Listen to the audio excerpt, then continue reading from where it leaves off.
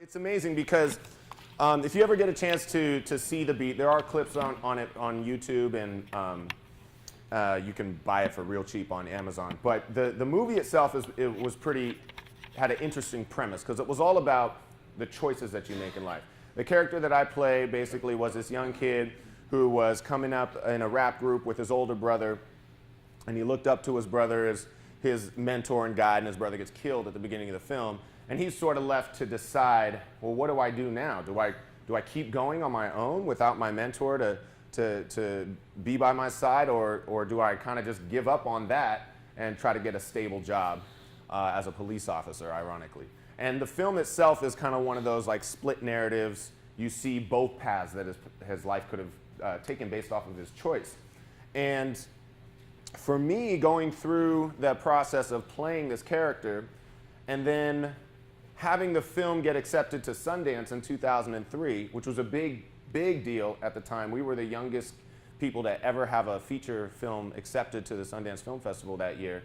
And kind of like step into this Hollywood world, you know, this big aspiration that any kid, any rapper, anybody would just, you know, want to be, and kind of be this celebrity for, you know, a short time, and then be faced with a choice that I knew was going to affect the direction of my life. Like I went through in my real life the moment that my character went through in the movie, and I had to make a decision. Am I going to go for the fame and go for the money if after I was just in this film talking about the authenticity of hip hop and staying true to your roots and all this stuff? And it felt like I would be a hypocrite if I allowed myself to get pulled in that direction, because the truth is entertainment is a business, and artists in entertainment are oftentimes become the products to make money for somebody else, and they don't have control of their own creative process. And I knew for myself that was the most important thing. So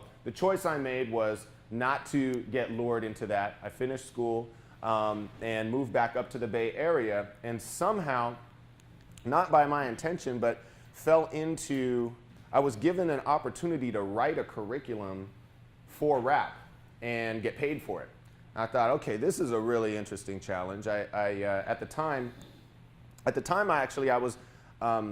I was really good as a writer, because I wrote that piece, you heard that, but actually the truth was I couldn't freestyle. I was more a perfectionist with my language. A funny thing happened when the film played at Sundance. People saw the character that I played freestyling, because in that movie, that piece I just did for you was a freestyle in the film. And they automatically assumed, they came up to me and they were like, yo, you are the best freestyler I've ever heard in my life.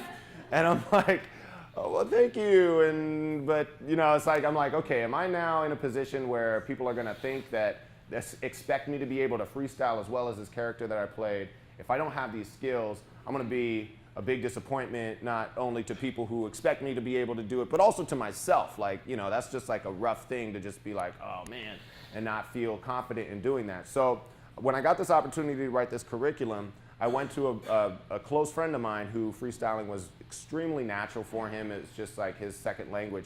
And I said, yo, is there a way that we could teach this, that you could teach this? I'll be your first student. I'll just, you know, open up my mind and try whatever I got to do to get this skill, because this is something that I'm determined to learn how to do. And in this process, we were able to come up with a formula. Didn't happen right away. It was a lot of trial and error.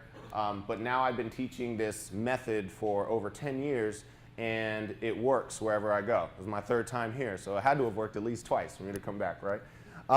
So I'm going to take you through this process. And before we do, I kind of want to prepare our minds for this, because freestyling is something that can be really intimidating. You know, and for me and for a lot of people, when you're learning how to do this, the biggest obstacle you have to overcome is just allowing yourself to try something new, okay?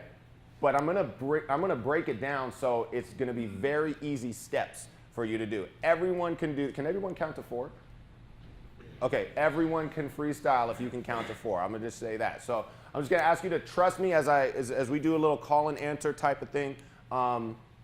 Say these things to yourself. You can learn a lot by listening. You'll learn faster by doing, okay? And we're gonna do it as a group too, so no one's gonna be put on the spot. yet. All right, so real quick though, so we were talking about the future and 2017.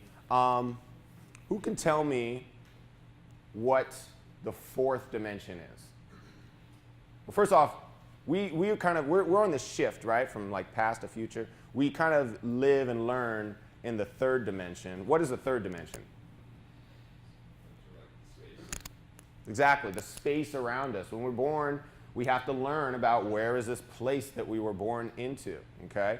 And most of us have been educated solely in that realm to learn about the things, about how to use the things around us. So then what would the fourth dimension be?